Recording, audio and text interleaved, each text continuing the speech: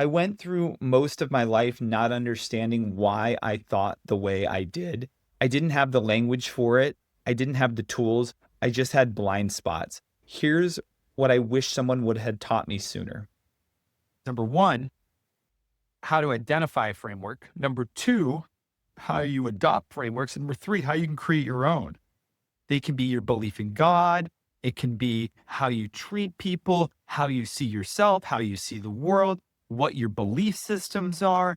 There's a lot of ways to pick up frameworks, mostly through your parents, through friendships, and you kind of understand how the world operates.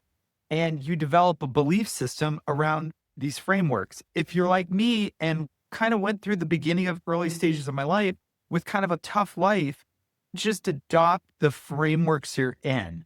The elite level is when you decide what your frameworks are. I know this sounds crazy.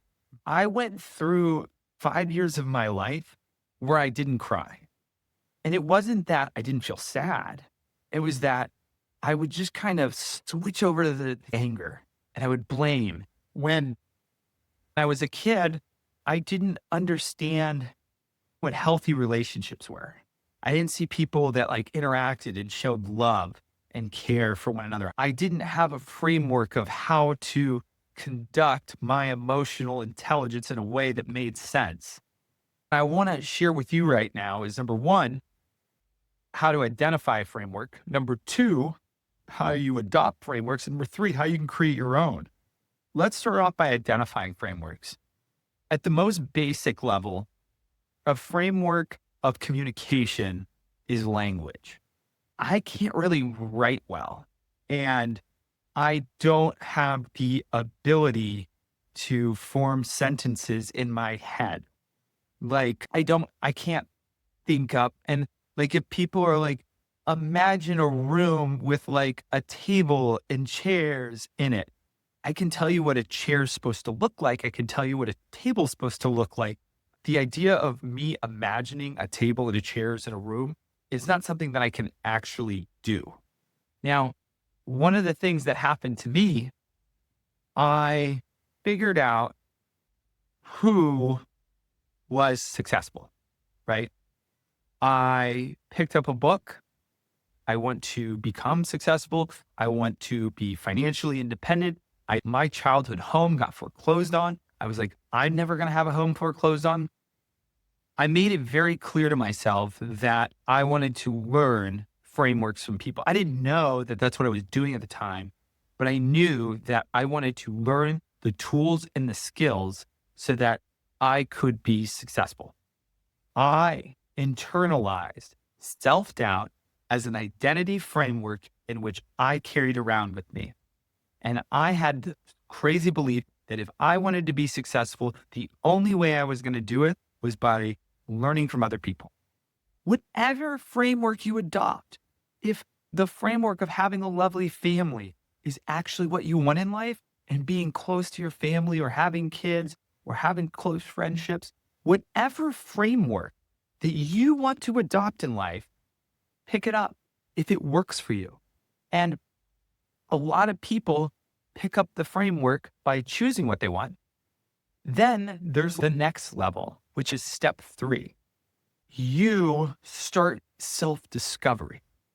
When you're in self-discovery of your framework, you are constantly under the awareness of your decisions. And you have to ask yourself, what makes that important? Or what makes you feel that way? Because when you challenge the assumptions of the framework, those aren't other people's frameworks. Those become your own frameworks. When you, number one, discover the basics of what frameworks are, number two, actively choose what frameworks you want, and step 3, challenge your own frameworks that you've adopted, that's where you've achieved it. And so this 3-step process is number one, understanding what frameworks are, understanding what frameworks you've picked up from other people, and then you have to challenge those frameworks. When you challenge it, what's actually happening in your head, you're mapping your belief system. You are mapping how you see the world. And so when problems present themselves, you say to yourself subconsciously, how do I address these problems? When I deal with someone that's yelling at me, how do I respond to that? You have a framework for every single thing in life. Sometimes it's to do nothing. Sometimes your framework is to challenge them. When you start this process of understanding and challenging your frameworks, this is a game changer because when you operate in the world, authenticity is the frequency. It's when you are being yourself and you are true to your identity, not what someone coached you into, not what you were taught as a kid. When you challenge the identity and the belief systems and the frameworks that you picked up over your life, and you go through the hard work of challenging your assumptions. And by the way, your frameworks are allowed to change as you go through life. I discovered what I wanted in life, and it took a lot of pain. But the pain that I've received in life challenged my frameworks.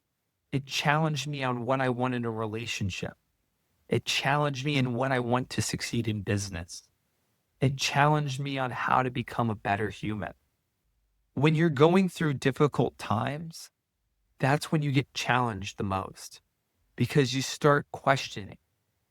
When your back is against the wall, that is the moment you start questioning. How am I going to get out of here? What got me into this spot? I spent a lot of my life avoiding feelings because understanding my emotions was too hard. When this past year, I was at an EDM festival and I was dancing by myself and I gave myself a hug. I just gave myself a hug. And it was very clear that what I was chasing in life was a feeling. I was chasing the feeling that I wanted to be loved. I didn't have love for myself. And when the first time in life love was thrown my direction, I jumped at it. But the truth is my framework was if I was ever going to receive love, it had to come from someone else because there was something wrong with me. That was my framework. I developed the framework as a kid.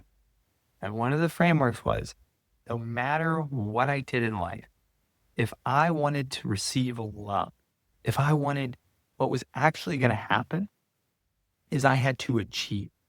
What's so interesting about achievement, because a lot of successful people that I hang out with, we're always in this rat race of, oh, we got to improve, we got to make more sales, we got to do this, we got to do that, we got to, push.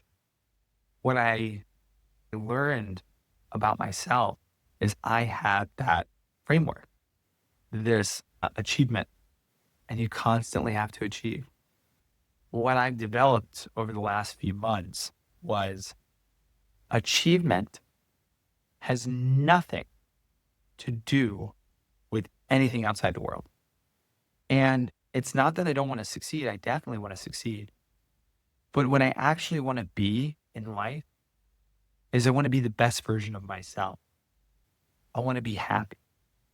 That's what I actually want to be. And what happiness and what achievement looks like to me is showing up as the best version of myself every day. It's showing up as a compassionate. It's showing up as a person that's a good friend. It's showing up as a person that cares about their customers. If you make the external validation about your achievement, you're never going to be fulfilled because the bar just keeps moving. I believe that you should be your best friend. I believe you should encourage yourself. I believe you should love yourself. If you make life about yourself, but not in the sense of you need to accumulate resources, you being the best version of yourself is showing up every day. And maybe some days it's being a hard worker. Maybe some days it's being diligent. Maybe some days it's just partying. Maybe some days it's just taking care of a loved one. Maybe it's taking care of a dog. Maybe it's exercising. Whatever your reason for being your best self in that moment is, develop that as your framework. Because if you make the framework about you being the best self, you're going to win in life. Everything that comes as a result of you being your best self is a bonus. The achievement is being your best self. I hope that was helpful. If you want more amazing content, follow me,